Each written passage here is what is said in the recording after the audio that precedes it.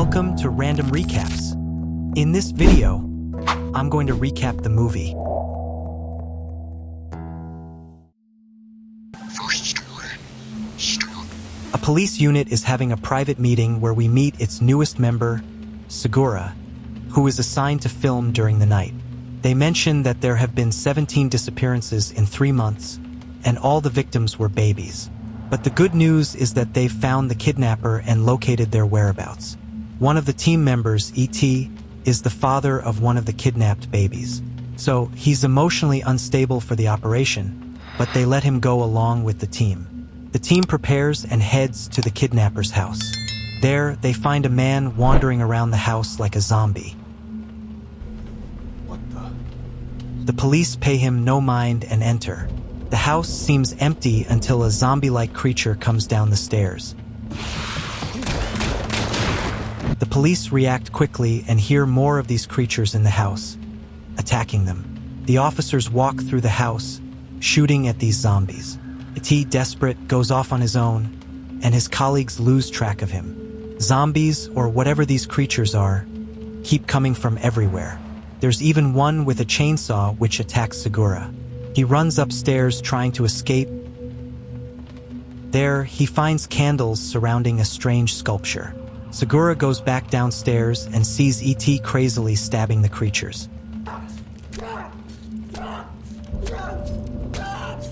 Everything seems calm, with no more sign of them.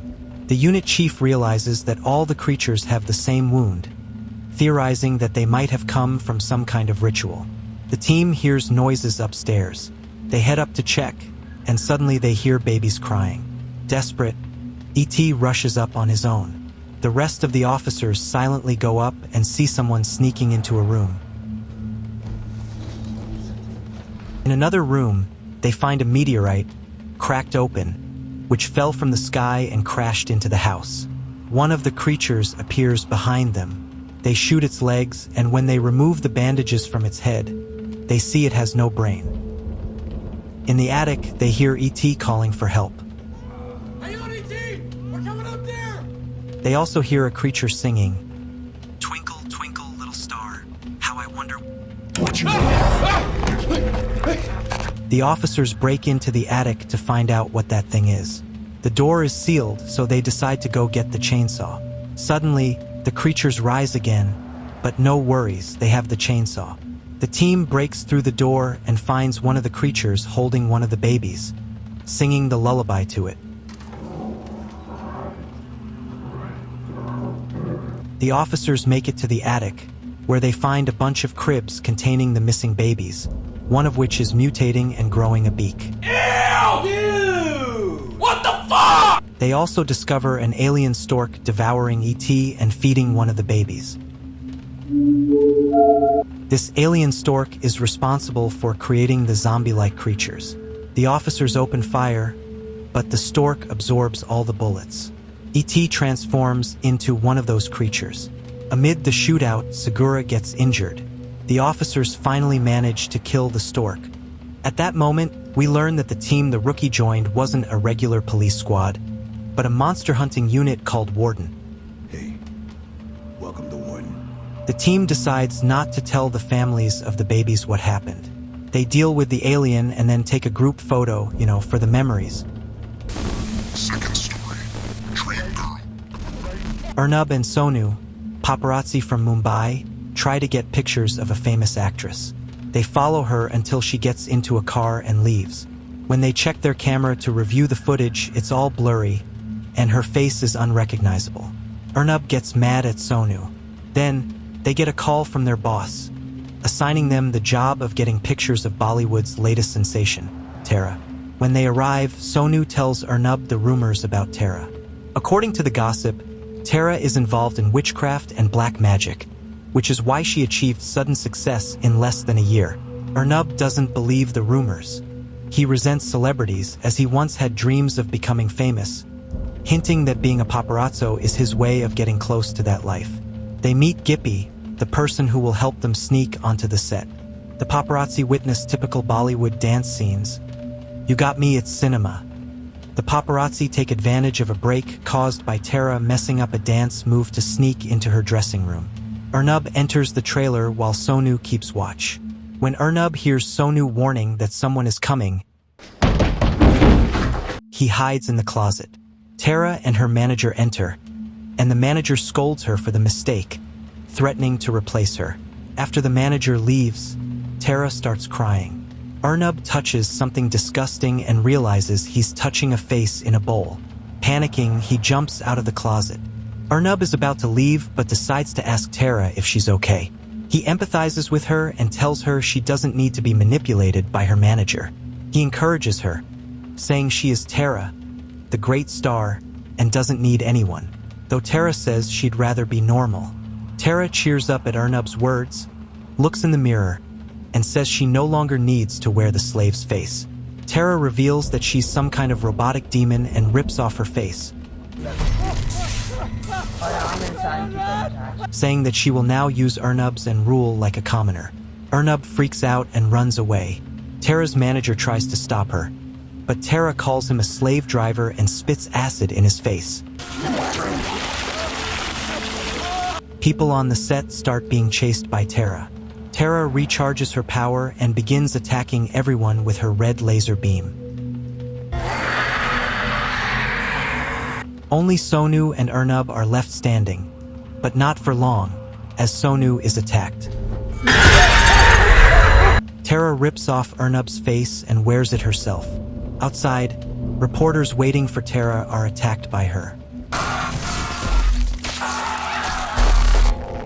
Third story. Live and let dive. Zach is celebrating his 30th birthday with his wife Jess, his best friend Logan, and several other friends with a skydiving experience.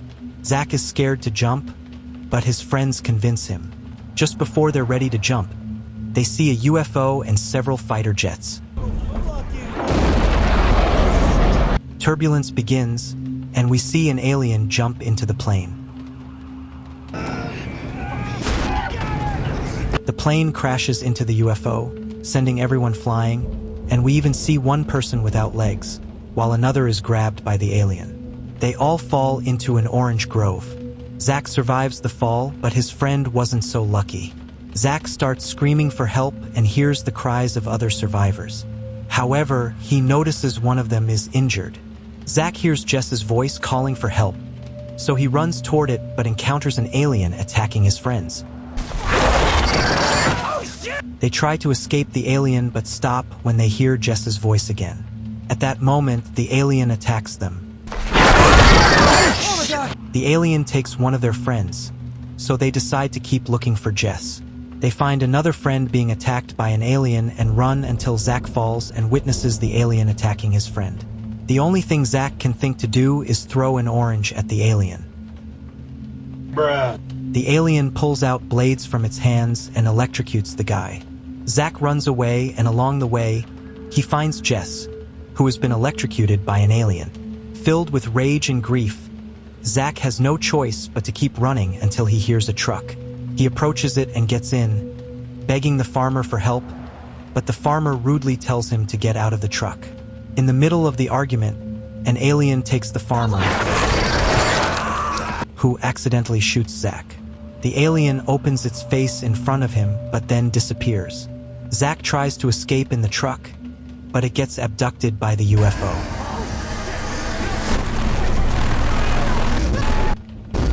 Fourth story.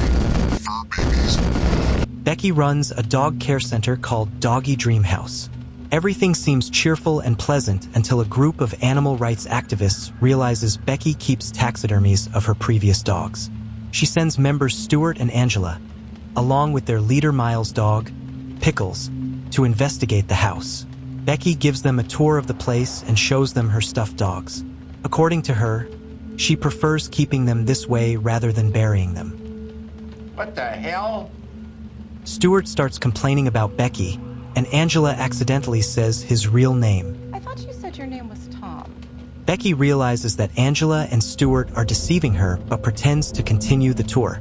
On their way, they meet Becky's brother. Oh, that's just my brother Bo. Don't mind him. Hello? Becky lures them to the basement, tricking them into being captured with her brother's help, and takes Pickles away. Miles leaves a message asking about Stuart and Angela, but Becky never responds. I really don't want to have to get the police involved. We learn that Becky is obsessed with dogs and kidnaps people who come to question her, with the intent of surgically turning them into human-dog hybrids.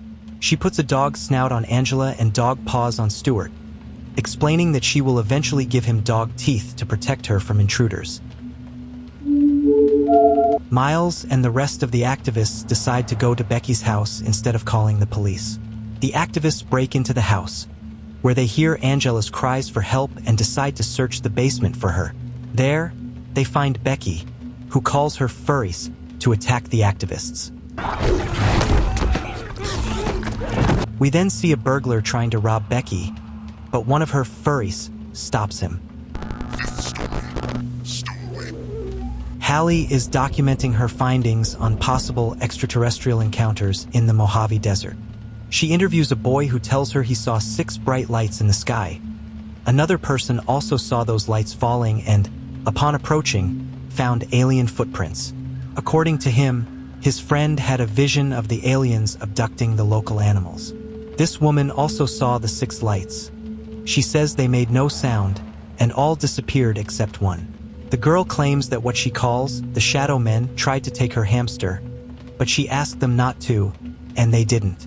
They even sang her a song. Eran unos aliens muy considerados.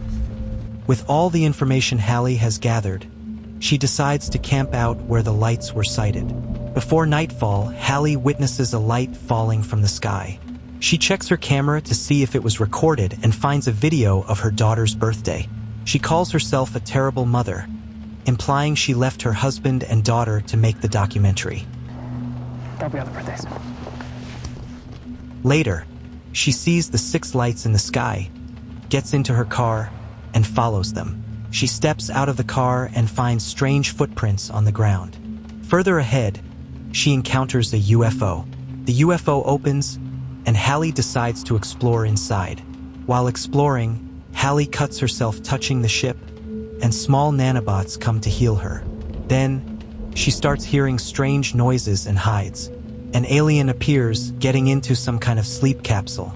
Hallie touches the ship again, and the nanobots heal her once more. But the more they heal her, the more her finger mutates. This is because the ship keeps the animals the aliens abduct in stasis and copies their DNA.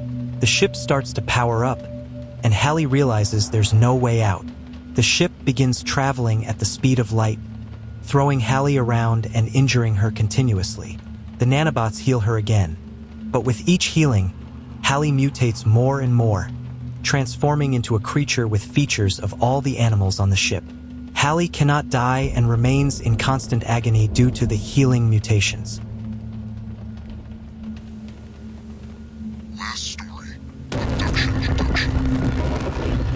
In 2021, an anonymous Reddit user claimed to have found a couple of videotapes at a flea market.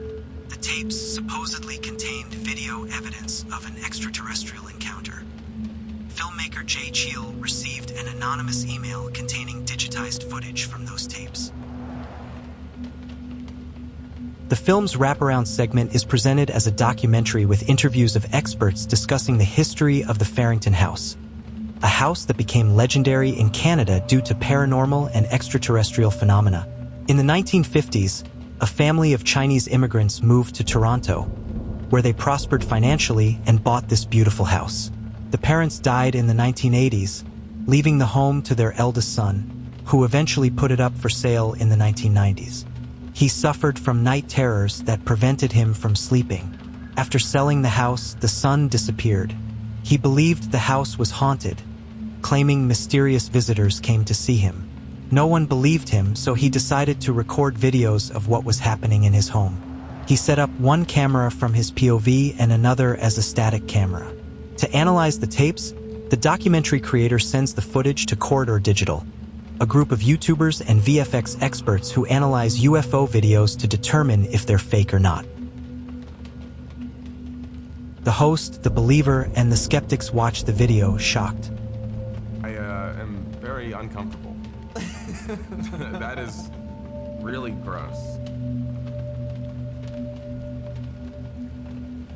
In the video, the son is seen sleeping in his bed when a gray alien enters his room.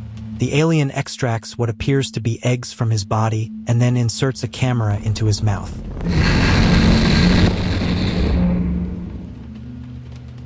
Hope you enjoyed the recap. If you made it this far, don't forget to like and subscribe. I would really appreciate it. See you next time.